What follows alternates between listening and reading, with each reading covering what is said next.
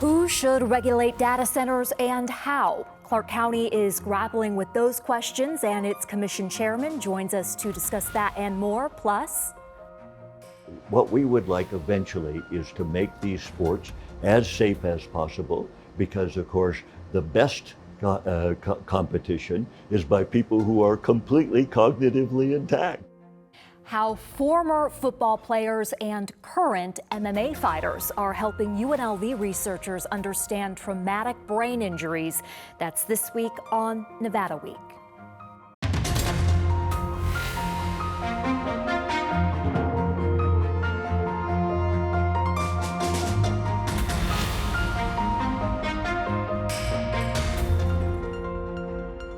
Support for Nevada Week is provided by Senator William H. Herrnstadt and other supporters.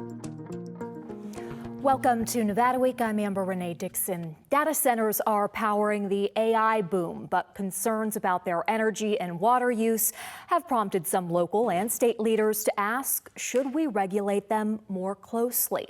Among those leaders are Clark County commissioners who recently approved a data center expansion project from the Las Vegas-based technology company Switch.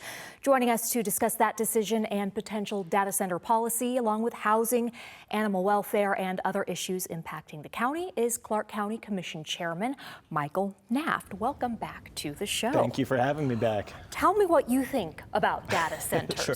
Well, here's what I think. I think it is important, like with anything in life, that we be clear with people about the facts and the details, and that not all things are created equal. My colleague Commissioner Becker referred to our approval as the gold standard when it comes to these things. There is significant impact. You can't deny that, but you have to look at what's been improved in unincorporated Clark County, and it's something that since 2016 has been 100% renewable.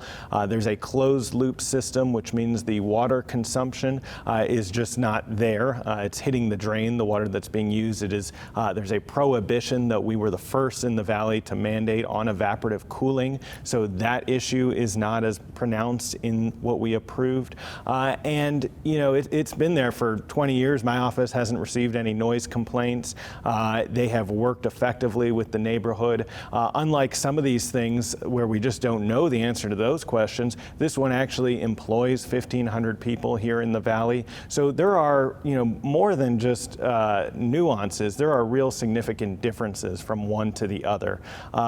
My board approving what we did a couple weeks ago. What did you approve? Yeah, we approved essentially, this was the 19th SuperNap, the 19th Switch SIP building in the complex, where they've existed now for so many years. And so this is really what has always been planned for them in that space, and just continued growth of what they're already doing.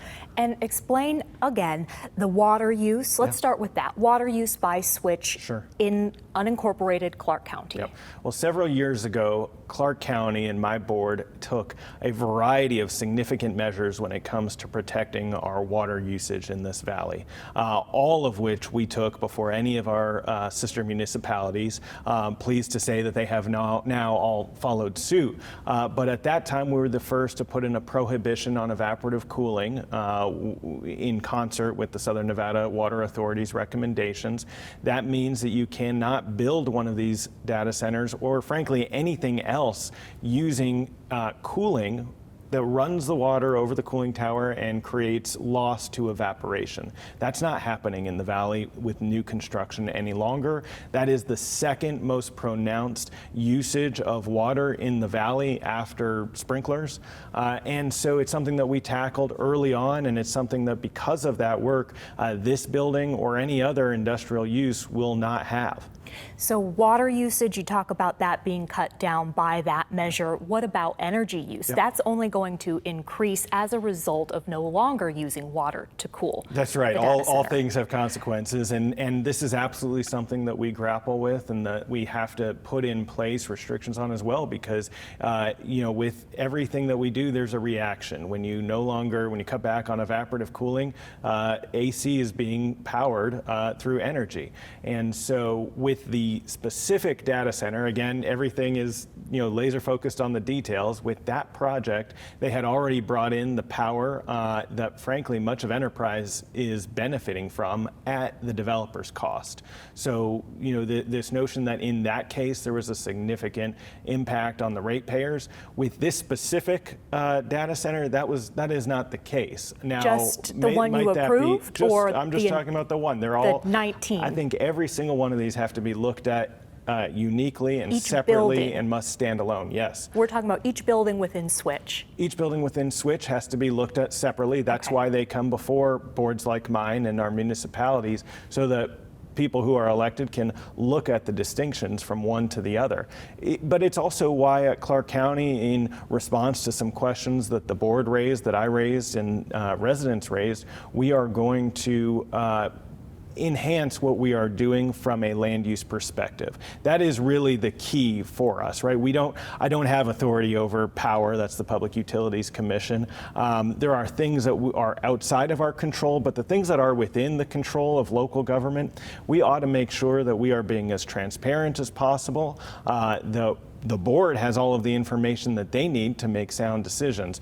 And so we have had a discussion item related to this. We have asked already that our staff come back with some recommendations, but I think included in that, you'll likely see a special use permit for these types of buildings, where historically they were by right entitled to be in industrial zones and industrial areas. I think you might see that require a special use permit so that the people can be notified. My board can know what's coming, and the people who are impacted know exactly the details of what's coming.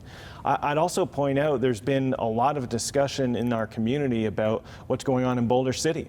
And I think that is a really clear example of why local government is so critically important when it comes to the nuance of land use. When you get the federal government mixing in, all of a sudden all these protections, all the ones that you and I just talked about, frankly go out the window when you see that piece moving to federal land. And so if we could summarize what's going on in Boulder City, there was a piece of land that was part of the city. The city voted no, let's not put a data center there, after hearing a lot of concerns from their residents. But then now a Bureau of Land Management piece of land is being used for that same thing. Yep.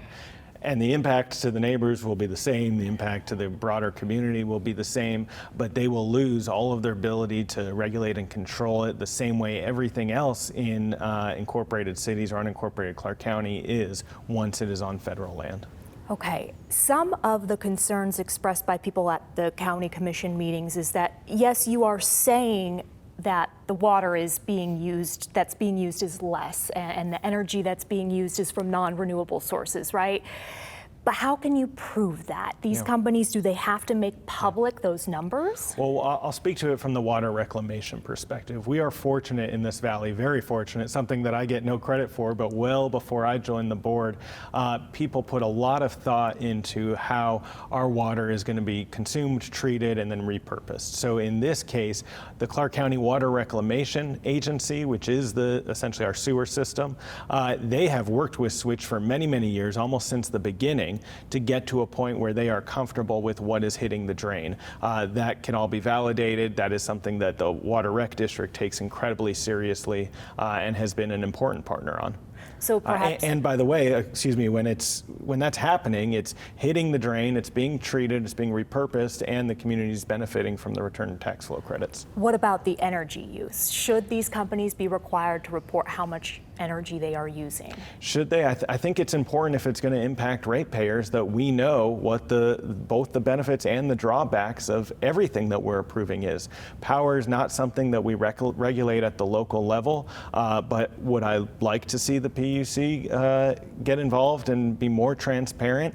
Absolutely. I think that's critically important as we face a time when the more we do to control our water usage, the impact is going to be on the power. Because power consumption is not in our authority, we don't get to dictate that in local government. But I will point out that the things that we can regulate and dictate have been regulated for data centers to a pretty significant degree. And I think we will continue, as staff comes back with their recommendations, to see that even expanded upon. Any timeline on when those recommendations will come I've back? asked for it to move pretty quickly. This was probably a few weeks ago that we had initial discussions and staff got direction from our board. So I think we're probably 60 days away from seeing something. Okay. What are your thoughts on their value, data centers' value to economic diversification efforts? Yeah, I would say again, you can't lump all of these things together. There are so many of these that are big centers where nobody, on two legs walks around. There aren't a lot of jobs being created. There's significant impact to our resources. And then there are some, you want to talk about the economic impact of Switch as an example. They have paid millions and millions of dollars, tens of millions of dollars into both the state and county revenue that we are able to fund the work that local government and state government does. They employ 1,500 people. I can answer for them, but does that apply to every data center out there? Absolutely not. And I think it's something that the public demands and should get accountability for. Okay, I want to move to housing. Sure. Like you just talked about, the commission has limitations on what it's able to do. And in terms of affordable housing and the creation of it, what is the county's role? Yeah, well, a couple things. One, Clark County is the social safety net provider for this entire valley, whether you're in Laughlin to Bunkerville or anywhere in between. Clark County is your regional service provider, and social safety net falls under that. Human services, social services, and in this case, affordable and then obtainable housing. On the affordable housing front, we have focused a lot of energy in sort of COVID and post-COVID days of building up our capacity of non-congregant care, expanding the number of beds that we have for, this is really emergency sheltering. Non-congregant care. Yeah, so these are not what you think of as mass shelters. So you got Catholic Charities, then you have non-congregant care. If you think of it as a sort of continuum and a stair step, as you go up the stair step from, say, Las Vegas's courtyard to actual sheltered space and sheltered beds to more independent congregant cares, and then up to independent living. That's sort of the spectrum here that we're talking about. Okay. At the sort of end of that affordable housing spectrum, there's been more work done in the last 5 years than I would just say in the history of Clark County.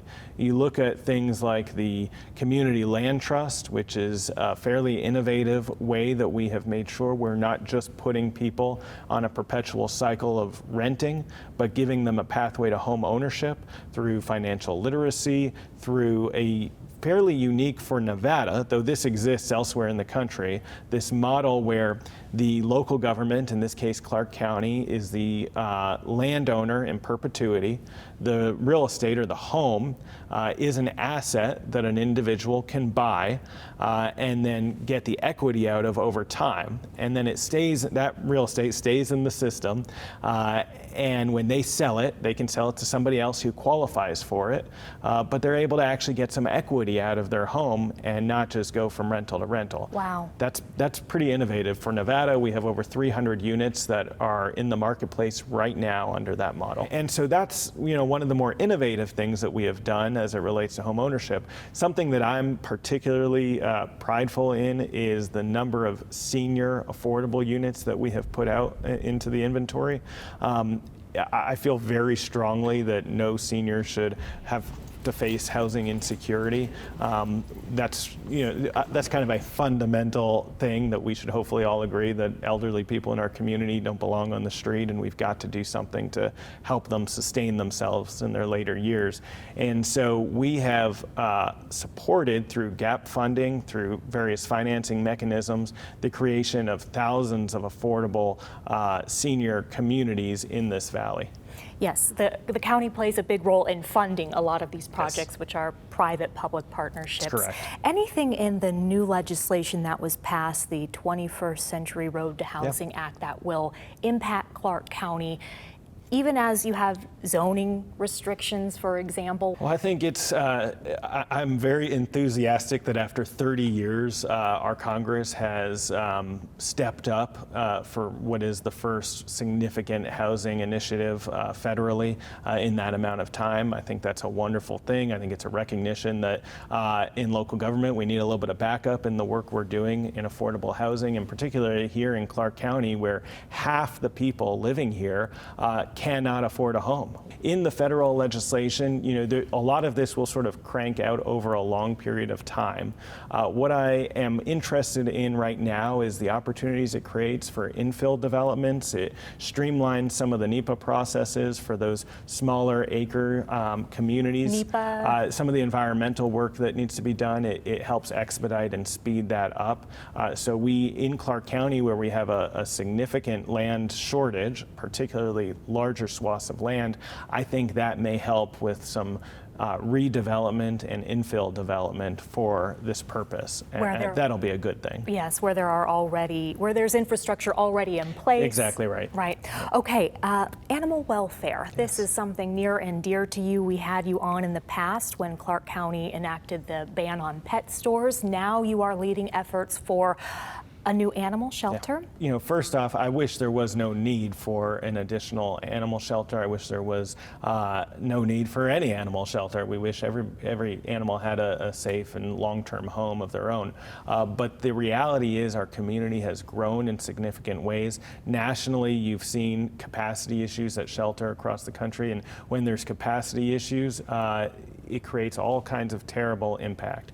And so we've realized that we need some redundancy when it comes to our sheltering system. For many, many decades, we've had the Animal Foundation. They are located in downtown Las Vegas. They're a partnership between Las Vegas, the city, and unincorporated Clark County. But unincorporated Clark County has now decided that we are going to fund and move forward with essentially a redundant or supplemental animal shelter. It's going to be a little bit more than that, though. It's going to be a full animal resource center, not just a place where animals go and stay in perpetuity, but we're going to have a big back door to make sure that these animals are adopted and fostered out as quickly as possible. Some of the work that we've done in Title X has already had some impacts on improving length of stays at the Animal Foundation and at rescues, but we're going to make sure that that continues to apply to the Animal Resource Center, which is going to be at Jones and Post in the Southwest. And the Title X that you're talking about, that's the county ordinance that oversees animal welfare, as you told me off camera, and the big effort was microchipping, right? You've seen some good results. Yes, cracking down on backyard breeding and mandatory microchipping are two things that I think have had a significant impact on the animal population here. Microchipping is a safe and effective way to rehome animals when they're out in the field. It also has some really consequential impact on our staffing. When a animal control officer is spending an entire day transporting an animal from one part of the valley to the far other part of the valley, only to be taking that animal farther and farther away from where they were lost, it has consequences for that animal, and it has significant consequences for staff time. Microchipping is helping that, being able to hopefully rehome more animals in the field versus putting them through that lengthy transportation process will be a good thing. Part of that expansion is microchipping scanning stations that are going to be available in the coming days, are strategically placed around the valley at county assets like community centers, where if you find an animal that is lost out there in the community, in addition to, or maybe even in lieu of, if you're comfortable calling Animal Protective Services, you could bring that animal, scan their microchip from a kiosk, and hopefully help lead to the animal being rehomed. Okay, and the last topic, there were plans for an emergency pop-up shelter at Sam Boyd Stadium. That's not going to happen anymore. Why not? Yeah. Well, last February, when we were doing Title X, when we were starting to put the funding behind the Animal Resource Center, we also set aside $3 million for an emergency pop-up shelter. At the time, I thought it was a prudent approach. What we have learned since is that we really need to be dedicating all of our time and energy towards this permanent shelter. The pop-up shelter that was to be located at Sam Boyd, it ballooned in cost, and more than the cost, it didn't have any mechanism to get these animals out. It would just become a holding facility for animals in perpetuity. That doesn't help the animal, it doesn't help the population here. Making sure that we have good partners in rescues, good partners to adopt and foster out the animal is critically important in the cycle of animal sheltering and animal welfare.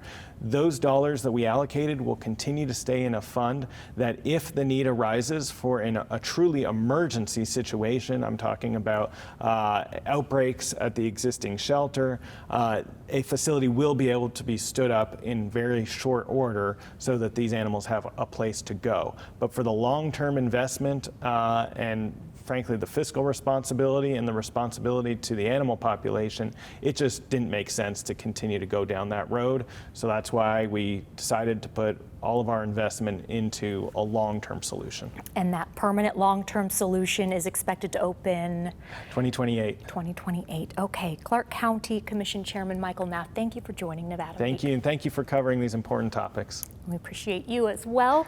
And we move now to this month's Your Brain Health Matters. Chronic traumatic encephalopathy, or CTE, is a degenerative brain disease associated with repeated hits to the head. And right now, doctors can only diagnose it after death. But researchers are looking for ways to recognize the effects of repeated head impacts while athletes are still alive. At UNLV, Dr. Jeffrey Cummings and researcher Brooke Conway-Clevin are analyzing data from 2 long-term studies involving former football players and professional fighters. They're studying changes in cognition and behavior, along with brain imaging and proteins found in the blood.